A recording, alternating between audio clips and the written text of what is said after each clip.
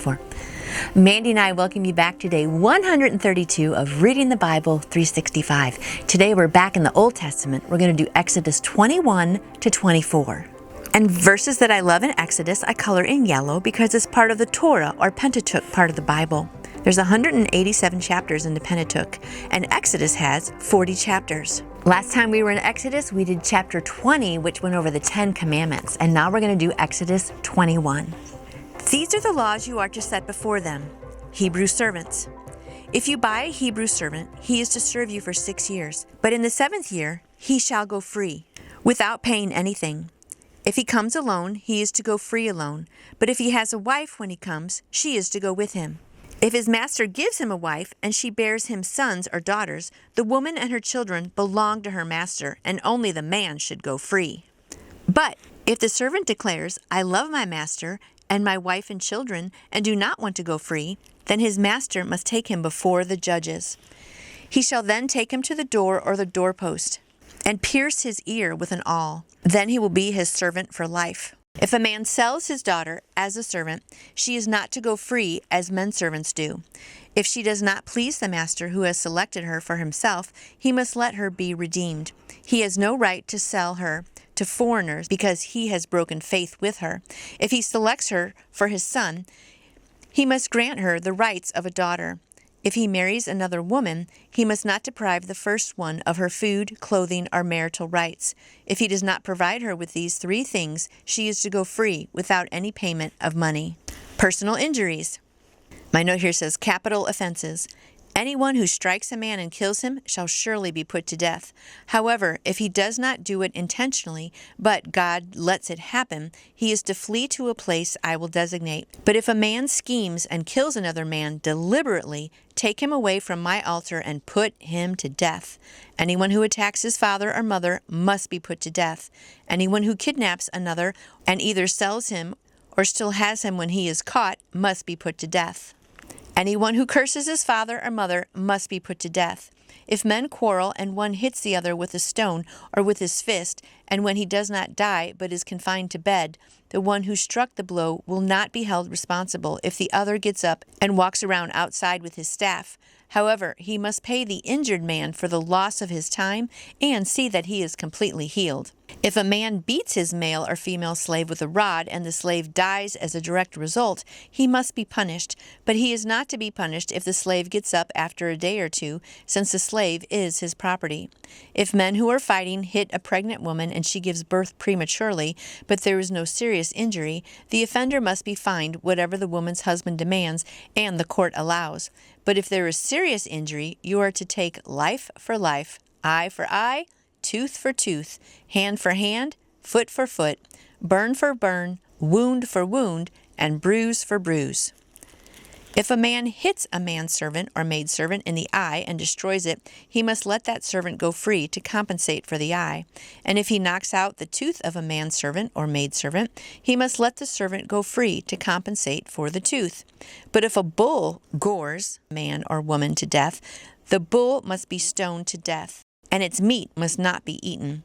But the owner of the bull will not be held responsible.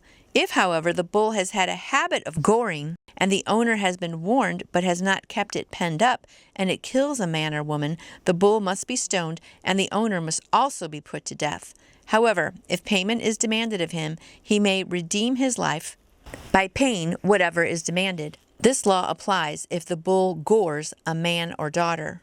If the bull gores a male or female slave, the owner must pay 30 shekels of silver to the master of the slave, and the bull must be stoned. If a man uncovers a pit or digs one and fails to cover it, and an ox or a donkey falls into it, the owner of the pit must pay for the loss. He must pay its owner, and the dead animal will be his. If a man's bull injures the bull of another and it dies, they are to sell the live one and divide the money and the dead animal equally. However, if it was known that the bull has had the habit of goring, yet the owner did not keep it penned up, the owner must pay animal for animal, and the dead animal will be his. The next 3 chapters provide various laws and ordinances that were specific applications of the more general 10 Commandments. They showed Israel examples of how the commandments were to function and would provide a framework for resolving problems and disputes in the nation. Owners were accountable for any injuries or death caused by their animals. Compensation must be made. If his animal had a history of causing harm and he refused to restrain it, the owner would repay it with his life. So you can see we got some of our laws kind of from these, right? And it was good God did that because there's a lot of different, instances and situations that happen, and the Ten Commandments are kind of a framework, but this went into more detail. Specifically, if you had an ox or a donkey and it was injured in different ways, right? If you let someone borrow it and then it got injured, or if the bull was one that would gore people a lot and the owner knew that, he should keep the bull penned up. But if he's irresponsible, then he's more, having to pay for that in the end. So it's kind of good that they set that up because you got this whole nation of people and you need to have some rules. Protection of property. If a man steals an ox or a sheep and slaughters it or sells it, he must pay back 5 head of cattle for the ox, sheep for the sheep. If a thief is caught breaking in and is struck so that he dies, the defender is not guilty of bloodshed, but if it happens after sunrise, he is guilty of bloodshed. That's interesting. A thief must certainly make restitution, but if he has nothing, he must be sold to pay for his theft. If the stolen animal is found alive in his possession, whether ox or donkey or sheep, he must pay back double. If a man grazes his livestock in a field or vineyard and lets them stray, and they graze in another man's field, he must make restitution from the best of his own field or vineyard. If a fire breaks out and spreads into thorn bushes so that it burns shocks of grain or standing grain or the whole field, the one who started the fire must make restitution. If a man gives his neighbor silver or goods for safekeeping and they are stolen from the neighbor's house, the thief, if he is caught, must pay back double. But if the thief is not found, the owner of the house must appear before the judges to determine whether he has laid hands on the other man's property. In all cases of illegal possession of an ox, a donkey, a sheep, a garment, or any lost property about which someone says, "This is mine," both parties are to bring their cases before the judges. The one whom the judges declare guilty must pay back double to his neighbor. If a man gives a donkey, an ox, or a sheep, or any other animal to his neighbor for safekeeping, and it dies or is injured or is taken away while no one is looking, the issue between them will be settled by the taking of an oath before the Lord that the neighbor did not lay hands on the other person's property.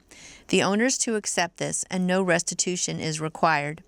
But if the animal was stolen from the neighbor, he must make restitution to the owner. If it was torn to pieces by a wild animal, he shall bring in the remains as evidence, and he will not be required to pay for the torn animal. But if a man borrows an animal from his neighbor, and it is injured or dies while the owner is not present, he must make restitution. But if the owner is with the animal, the borrower will not have to pay. If the animal was hired, the money paid for the hire covers the loss. Social responsibility. If a man seduces a virgin who is not pledged to be married and sleeps with her, he must pay the bride price, and she shall be his wife. If her father absolutely refuses to give her to him, he must still pay the bride price for virgins. Do not allow a sorceress to live. Anyone who has sexual relations with an animal must be put to death. Yeah, I agree with that. Whoever sacrifices to any god other than the Lord must be destroyed. Do not mistreat an alien or oppress him, for you were aliens in Egypt. That's a good reminder. Do not take advantage of a widow or an orphan. If you do and they cry out to me, I will certainly hear their cry. My anger will be aroused, and I will kill you with the sword. Your wives will become widows, and your children fatherless. If you lend money to one of my people among you who is needy, do not be like a moneylender.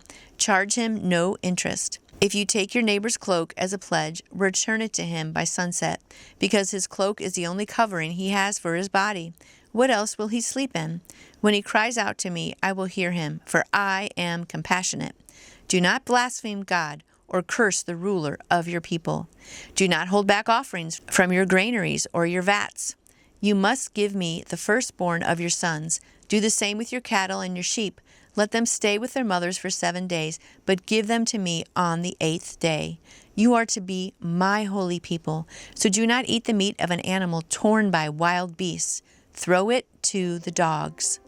The people were not to curse God or one of his appointed leaders. They were also not to defraud God by withholding their offerings and firstborn, which belonged to him. Israel was the Lord's holy people, so they were to eat meat only in prescribed ways.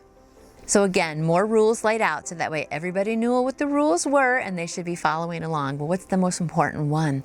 To keep God holy, to give him the first fruits of your children and your animals and your grain and your wine, your vats. So he once again is saying all these rules among yourselves to keep yourselves in line. But the most important one is to keep your eyes on God, worship him alone, and keep him number one in your life. Laws of justice and mercy. Exodus chapter 23. Do not spread false reports. Do not help a wicked man by being a malicious witness. Do not follow the crowd in doing wrong. When you give testimony in a lawsuit, do not pervert justice by siding with the crowd, and do not show favoritism to a poor man in his lawsuit. If you come across your enemy's ox or donkey wandering off, be sure to take it back to him. That makes sense. If you see the donkey of someone who hates you fallen down under its load, do not leave it there. Be sure to help him with it. Do not deny justice to your poor people in their lawsuits. Have nothing to do with a false charge, and do not put an innocent or honest person to death, for I will not acquit the guilty. Do not accept a bribe, for a bribe blinds those who see and twist the words of the righteous. Do not oppress an alien. You yourselves know how it feels to be aliens, because you were aliens in Egypt. A lot of these seem really common sense, but he says again about being nice and kind to the aliens, reminding them that they were aliens in Egypt, right? So now that they're free, don't just be all arrogant and be like, well, I'm free and you're an alien, so I'm just going to be mean to you. He's like, remember where you came from and just be honorable to everyone. Sabbath laws. For 6 years you are to sow your fields and harvest the crops, but during the 7th year let the land lie unplowed and unused. Then the poor among your people may get food from it, and the wild animals may eat what they leave. Do the same with your vineyard and your olive grove. 6 days you work, but on the 7th day do not work, so that your ox and your donkey may rest, and the slave born in your household and the alien as well may be refreshed. Be careful to do everything I have said to you. Do not invoke the names of other gods. Do not let them be heard on your lips. 3 annual festivals. 3 times a year you are to celebrate a festival to me. Celebrate the feast of the unleavened bread. For 7 days eat bread made without yeast, as I commanded you. Do this at the appointed time in the month of Abib, for in that month you came out of Egypt. No one is to appear before me empty-handed. Celebrate the feast of harvest with the first fruits of your crops you sow in your field. Celebrate the feast of ingathering at the end of the year, when you gather in your crops from the field.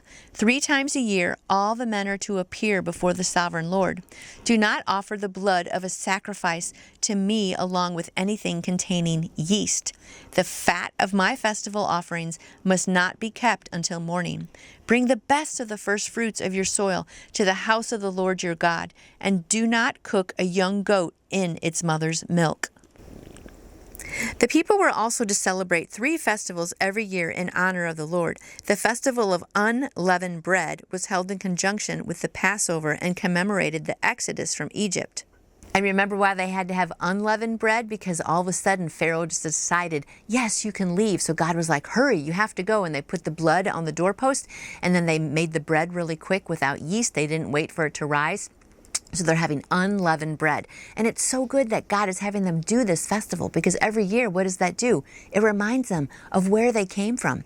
It's the same for us here in America. We often, like around 4th of July, we might think about, oh, where did we come from? When we think about the pilgrims, coming over, and the forefathers and how hard they worked to write up the Constitution and the battles that we had and everything. It's good to remember that, because then you're more thankful for the freedoms.